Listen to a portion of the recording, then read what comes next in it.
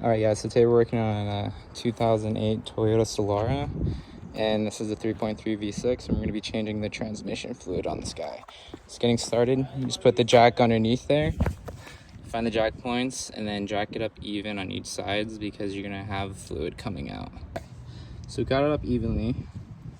There's like a slant to this hill, so that's why I have the slanted going up on it. But gonna let it go under now and loosen the drain bolt, which is going to be not that is your oil. It's gonna be it should be facing directly downwards, that one right there. You're gonna loosen that and it should have all your stuff drain out, but you're gonna need a water jug and I'll show you why. So you're also gonna need a 10 mil hex nut to get that off as well. Okay, just want to break it because you should be able to loosen it by hand.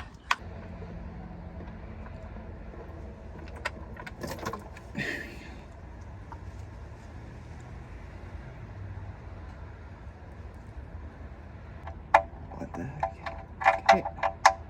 And I'm gonna go get a towel because that is messy. Once it's on, or it's done, you're gonna put the screw back up and then you're gonna tighten it. And that should be all you need to do to drain it.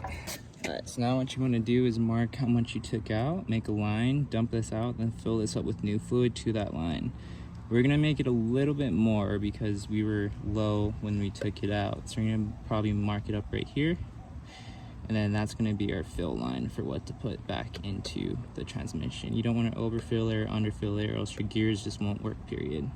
Okay, as you can see, big difference in color. It looks a lot more clear, a lot more red and everything.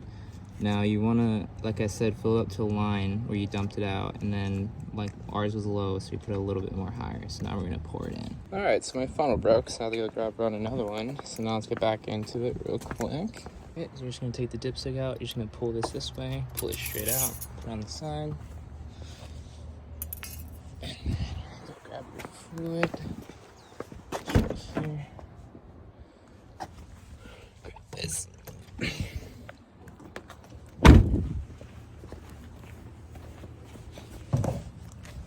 Alright, just gonna stick the funnel in here and you're gonna pour, but I need 2 hands to do this, so I'll show you after. After you're doing a quart of transmission fluid, check underneath to make sure it's not leaking from the bolt and make sure it's all tightened up, because it sounds like something's dripping on the ground, but that's what it's supposed to sound like because it's going into the pan. But just double, triple check to make sure nothing is dripping on the ground before you pour all of it in and then you have a puddle below you. Okay, so where you want it is anywhere between those 2 dots at the bottom because the car is cold. You can see on here it says cold right there when it's cool. Don't overdo it and don't underdo it because that can severely damage your car.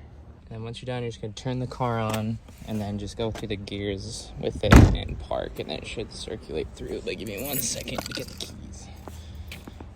Okay, so once you got the fluid in, just take it on the drive and just test the smooth. This is actually shifting over super smooth after getting it done, but just take it, get it up to 60 plus, make sure it's smoothing over nice, and then if you feel jerking, you're more than likely under what you need to put in. And if you feel hesitation, you're more than likely overfilled the entire transmission. So keep that in mind, watch the dipstick. Now you're gonna need to let the dipstick set for a day because you just poured all the fluid down there, and then once it's clear, you can go ahead and check the level after, but that's it.